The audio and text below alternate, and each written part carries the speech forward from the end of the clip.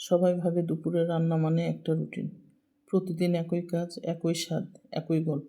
কিন্তু কেউ কি কখনো খেয়াল করেছে এই একই রান্নার মাঝে লুকিয়ে থাকে একটা ঘরের সবচেয়ে নরম, সবচেয়ে চুপচাপ ভালোবাসা। যখন চুলার আগুন জ্বলে ওঠে, হাঁড়িতে ভাত ফুটতে থাকে, ঠিক তখনই একটা মানুষ নিজের অজান্তে ঢেলে দেয় তার যত্ন, তার ক্লান্তি, তার না বলা অনুভূতিগুলো। এই রান্না শুধু পেট ভরানোর জন্য না, এটা কারো জন্য সময় রেখে দেওয়া, কারো মুখে হাসি দেখার ছোট্ট চেষ্টা। দুপুরের এই সাধারণ মুহূর্তগুলোই আসলে অসাধারণ, কারণ এখানে একটা ঘর প্রতিদিন নতুন করে গড়ে ওঠে, নিঃশব্দে, অদৃশ্যভাবে, কিন্তু গভীরভাবে। চুলার পাশে দাঁড়িয়ে থাকতে থাকতে সময়টা কখন যে কেটে যায় সেটা বোঝাই যায় না। মাঝে মাঝে হাত থেমে যায়, মনে পড়ে যায় পুরনো কোনো দুপুর, যেখানে একইভাবে কেউ রান্না করত আর আমরা নিশ্চিন্তে বসে থাকতাম। আজ আমরা সেই জায়গায় দাঁড়িয়ে নিজের অজান্তে হয়ে উঠেছি সে মানুষটা যে চুপচাপ একটা ঘরকে ধরে রাখে। হাঁড়ির ঢাকনা খুললে যখন ভাবটা মুখে লাগে, তখন শুধু খাবারের গন্ধ না, একটা পরিচিত শান্তি ছুঁয়ে যায় মনকে। মনে হয় যত ব্যস্ততা, যত দুশ্চিন্তা থাকুক, এই ছোট দুপুরটাই যেন সব ঠিক করে দেয়। কারোর জন্য প্লেটে ভাত তুলে দেওয়া, কারো পছন্দের অংশটা আলাদা করে রাখা, এই ছোট ছোট অভ্যাসগুলোই আসলে ভালোবাসার সবচেয়ে সত্যি ভাষা। হয়তো কেউ বলবে না ধন্যবাদ, হয়তো কেউ বুঝবেও না পুরোটা, তবু এই রান্না থেমে থাকে না, কারণ এর ভিতরে আছে একরাশ মায়া, যেটা বলার চেয়ে অনুভব করার। দুপুর গড়াতে গড়াতে যখন আলোটা একটু নরম হয়ে আসে, তখন রান্নাঘরের ভেতরটা যেন আলাদা একটা দুনিয়া হয়ে যায়। বাইরের ব্যস্ততা, শব্দ, সব কিছু ধীরে ধীরে দূরে সরে যায়।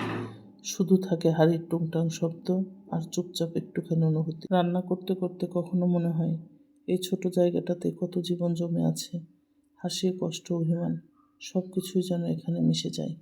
হয়তো কেউ খেয়াল করে না, কিন্তু প্রতিদিন একইভাবে আগুন জ্বালানো, একইভাবে নেড়ে দেওয়া, এই অভ্যাসগুলো একসময় হয়ে যায় ভালোবাসার চিহ্ন।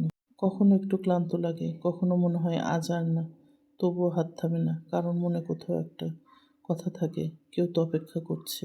আর সেই অপেক্ষাটাই সব কিছুকে সুন্দর করে দেয়। দুপুরের এই রান্নার মাঝে একটা অদ্ভুত শান্তি আছে, যেটা খুব বেশি জোরে আসে না, চুপচাপ আসে, ধীরে ধীরে মন ভরে দেয়। যখন সবাই একসাথে বসে খেতে শুরু করে, কেউ হয়তো গল্প করে, কেউ হাসে, কেউ চুপচাপ খায়, ঠিক তখনই মনে হয় এইসব ছোট ছোট মুহূর্তগুলোই আসলে সবচেয়ে বড় সুখ। দিন শেষে হয়তো বড় কোনো অর্জন থাকে না, কিন্তু থাকে অনুভূতি।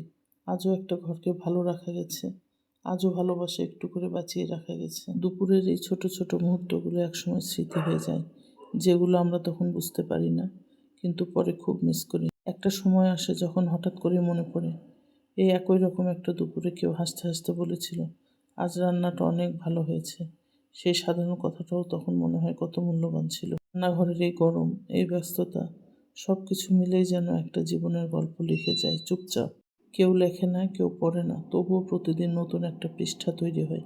কখনো কখনো নিজের জন্য একটু সময় বের করা হয় এই ফাঁকে, চুলার পাশে দাঁড়িয়ে নিজের সাথে নিজের কথা বলা, কিংবা মনে মনে কিছু স্বপ্ন গুছিয়ে রাখা। কারণ এই মানুষটাও তো শুধু রান্না করে না, সে স্বপ্ন দেখে, সে অনুভব করে, সে ভালোবাসে। দুপুরের রান্না তাই শুধু দায়িত্ব না, এটা নিজের একটা অংশ দিয়ে দেওয়া, যেটা কখনো কমে না, বরং যত দেওয়া হয় ততই বাড়ে। আর একটা সময় পর বোঝা যায় এই ছোট ছোট কাজগুলো আসলে আমাদের সবচেয়ে বড় পরিচয়। এই যত্নগুলোই আমাদের সবচেয়ে সুন্দর দিক। হয়তো একদিনে একই রান্নাঘর, একই চুলা, সব কিছু একই থাকবে, কিন্তু সময় বদলে যাবে, মানুষ বদলে যাবে। তখন এই সাধারণ দুপুরগুলোকে মনে হবে সবচেয়ে অসাধারণ, কারণ তখন বোঝা যাবে এই মুহূর্তগুলোর মধ্যে লুকিয়ে ছিল আসল সুখ, যেটা আমরা ব্যস্ততার মাঝে ঠিক মতো ধরতে পারিনি। তাই আজকের এই রান্না, এই দুপুর, এগুলোকে একটু করে অনুভব করো। মাঝে মাঝে নিজের কাছে প্রশ্ন আসে, এতটুকু কাজের মাঝে এত শান্তি কোথা থেকে আসে? তারপর নিজেই উত্তর মিলে যায়।